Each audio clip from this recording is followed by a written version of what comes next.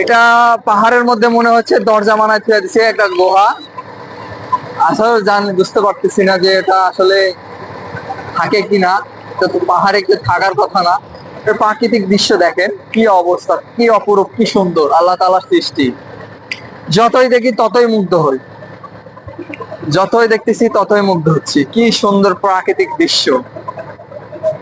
So viewers, আপনাদের মাঝে video করে দিতে পারবো বা দেখতে পাচ্ছি যে প্রাকৃতিক সৌন্দর্য, এটাই আলহামদুলিল্লাহ। আমাকে অনেক অনেক ভালো লাগতেছে যে আমি এই প্রথম আমি এভাবে বাইরে ভ্রমণ করতে আসছি।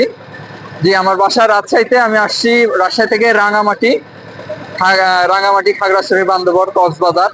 তো এখন অবস্থান করতেছি রাঙ্গামাটি। রাঙ্গামাটির রাঙ্গামাটির ভিউটা অনেক অনেক ভালো লাগতেছে আমাকে। এই যে পানির ধারে যে হ্যালো, এই যে পাহাড়, অনেক সুন্দর লাগছে। দুই ধারে পাহাড়, মাঝখান দিয়ে যে টলারে যাচ্ছি আমরা।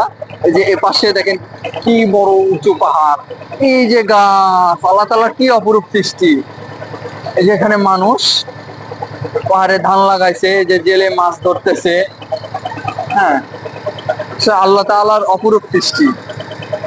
হ্যাঁ, এই যে পাহাড় কত বড়, এই যে দেখেন মাছ মারার জাল, এই যে কত পাহাড়, এই যে কত বড় বড় উঁচু পাহাড়, পাহাড়ের উপরে গাছপালা, আল্লাহ তাআলার সৃষ্টি। পাথরের উপরে গাছপালা বলে শেষ করা যাচ্ছে না আসলে। আল্লাহ তাআলা কিভাবে সৃষ্টি করছে আল্লাহই জানে। আল্লাহর সৃষ্টি, সুবহানাল্লাহ, আলহামদুলিল্লাহ, বলে শেষ করা যাবে না। যাক, ভ্রমণ করলে জ্ঞান বাড়ে। তো আপনারাও ভ্রমণ করবেন সুযোগ সুবিধা পেলে। তো আমি আসছি ভ্রমণ করতে, আজকে এখানেই আছি, ভিডিও করছি, যে আপনাদের মধ্যে ভিডিও করে দিব। আপনারা দেখবেন, দেখে কেমন লাগবে, আপনাদের কেমন লাগবে এটা কমেন্ট করে অবশ্যই জানাবেন।